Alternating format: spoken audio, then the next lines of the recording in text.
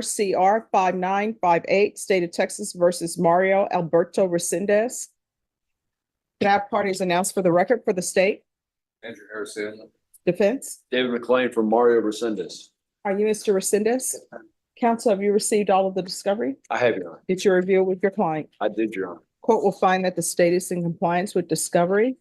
Mr. Resendez, did you review the true bill of indictment with your attorney? Did you understand it? Yes, ma'am.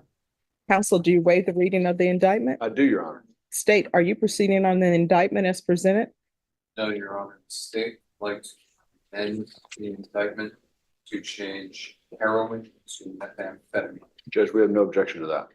All right. Mr. Resendez, you understand that's a substantive change to the indictment? Yes, ma'am. All right. Do you still wish to continue? And defense, are you waiving your notice? We are, Judge. All right. Did you review court admonishments with your attorney? Did you understand it? Did you sign it in all the appropriate places? Yes, ma'am. Did you understand you're charged with possession of a controlled substance, penalty group 1, less than 1 gram? Yes, ma'am. Is a state jail felony. Range of punishment is anywhere from 180 days up to 2 years in the state jail facility and up to $10,000 fine. Did you understand? Yes, ma'am. If you have a plea with the state, the court does not have to follow your plea. If for any reason the court does not follow your plea and gives you more than you bargained for, the fact that you entered a plea will not be used against you and you will be allowed to withdraw your plea. Did you understand? Yes, ma'am. Did you understand you have a right to jury trial, a right for you or your attorney to cross-examine and confront any witnesses the state would call in the right to remain silent? Fine. Did you understand by entering this plea bargain agreement, you were giving up those rights? Yes, ma'am. And did you intend to give up those rights and enter into a plea bargain agreement in this case? Yes, ma'am. Counsel, has your client been able to provide you with any defenses? He has, Your Honor. Do you believe he has a rational as well as a factual understanding of the charges against him? I do, Your Honor. Mr. Resendez, has anyone threatened you, coerced you, or placed you in fear to get you to enter the plea? No, ma'am. Anyone promised you anything other than the plea? Are you satisfied with the way you've been represented? Yes, ma'am. Are you a U.S. citizen? Yes, ma'am. Court will find that defendant has knowingly and voluntarily waived his right to jury trial. Did you review the plea bargain page with your attorney? Did you understand it? Yes, ma'am. According to the plea, punishments be assessed at 157 days in the Bexar County Jail under 1244. Did you understand that to be the agreement? Yes, ma'am. Defense, is that the agreement? It is, Your Honor. State, is that the agreement? Yes, Your Honor. Did you review the paragraph entitled waiver of appeal paragraph with your attorney? Did you understand it? Did you sign it in both places? Yes, ma'am. Did you understand by signing that you're waiving your right to appeal? The only items that can be appealed are written pretrial motions that have been filed, heard, and ruled upon by the court. Did you understand? Yes, ma'am. Counsel, have there been any such motions? No, Your Honor. Then to the offenses charged under the amended indictment, how do you plead? Guilty, not guilty, or no contest? Guilty. State any evidence. And exhibit 1 attachments, Your Honor. Judge, we reviewed that. We have no objection. All right, state, you may be excused. Thank you, Your Honor. All right, have a great weekend. All right, Mr. Resendez, did you review the document entitled waiving consent to stipulation of testimony and stipulations with your attorney? Did you understand it? Yes, ma'am.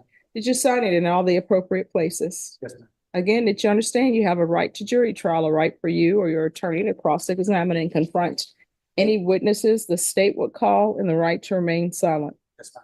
Did you understand that today the state will be presenting evidence in the form of witnesses' statements and police reports? But most importantly, there'll be no live testimony. Did you understand? Court will find that defendant has knowingly and voluntarily waived and consented to stipulation of testimony and stipulations. Court will accept into evidence states exhibits 1 and attachments and review the same.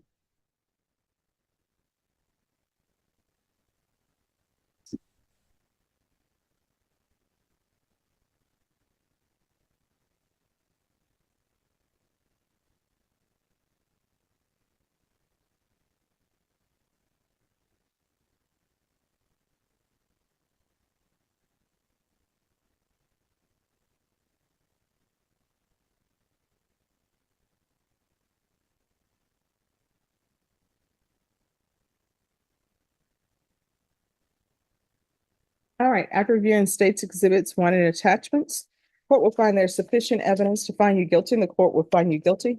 Are you proceeding with sentencing? Yes, Your Honor. Anything you wish to say on behalf of your client? Your Honor, I've discussed this case with my client. I've discussed, he does not have any felony convictions. However, he is ready to try to put this behind him. He is ready to accept responsibility in this case. We'd ask that you follow this plea bargain agreement. All right, Mr. Resendez, who is Marcia Holler to you? That was my girlfriend. All right, and you say was, you know, you two are no longer together? No. All right, and why were you homeless? Why was I homeless? Because I don't have my family. They left me, and I was staying with the ex of mine before she was my ex, and COVID happened. I was getting on my feet, starting my own business of buying and selling trading collectibles, but COVID kind of messed that up for me because I was relying on shipment to come in, but and that's when all the shipment was stopping. They weren't coming in. So it kind of kicked me out to the street, and then my car got I blew the heads off my car. I'm sorry, So what? I blew the heads off my car. Okay, So that was my way to make money too. So since I lost the car, I lost my house and everything like that. So do you have children? no, man. All right. Court is going to sentence you to 157 days in the Bear County Jail on a 1244. Give you credit for any time served. There's to be no contact with Marcia Holler. Did you review the document entitled Trial Court Certification of Defendant's Right to Appeal with your attorney? Did you understand it? It's not. Because this is a plea bargaining agreement, because I followed your plea bargaining agreement, and because you waive your right to appeal, you do not have the court's permission to appeal. Because this is a felony conviction, you're not allowed to own or possess any weapons or ammunition. If you have a question over what a weapon or ammunition is, you'll need to speak to an attorney. Do you understand? It's not. All right, we can go off the record. Here's the thing, using drugs, heroin, meth, whatever it may be, whoever is making that have no concern for your welfare. They're concerned about making money. And they're always like, we can just get another customer. Do you have any family members who are in San Antonio? My brother. All right. Do you love your brother? It's not. And is he clean and sober? Yes. All right. So how would you feel is one day he has to go identify the body of somebody who was found in a field somewhere? I've been thinking about that, and I wouldn't like that. All right. So there are plenty of people in San Antonio who are found in a field, and people are trying to identify them. And the person who they call to identify is a relative. And I don't think you want your brother to do that. There are plenty of places for you to obtain drug treatment. It's free. If you don't have a place to stay, you can see about checking into Lifetime Recovery for their inpatient treatment. There is Haven for Hope. I know sometimes people don't like Haven for Hope, but it's probably better than maybe being homeless, because you need somebody to help you control your addictions, because it's always going to be there. But I know you don't like living, looking over your shoulder. Who's going to come arrest me? Where can I get my next fix or hit? You understand? It's not. When you're released, if there is an issue and you're trying to find a place to get help, if you can't find a place, you can always come back here and will direct you and pick up the phone and call somebody. Okay. All right. Good luck to you. This case was never just about marijuana. It was about responsibility, probation, and whether Paul Zapata truly understood how close he was to losing his freedom. The biggest courtroom moment came when Judge Boyd cut through the excuses. Transportation was the reason he gave for missing treatment, but somehow he still found a way to use drugs.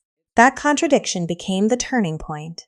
Then the pregnancy issue made it even bigger, because now the court wasn't only talking about his choices, it was talking about the lives those choices could affect. Legally, the judge could have sent him to prison. Instead, she gave him one final chance: inpatient treatment with jail until a bed opens. The lesson is clear. Probation is not freedom without consequences. It is a warning. And when a judge gives you one last chance, you either change or the system changes your life for you. If this courtroom moment got your attention, hit like, drop your thoughts in the comments section, and subscribe for more real courtroom breakdowns.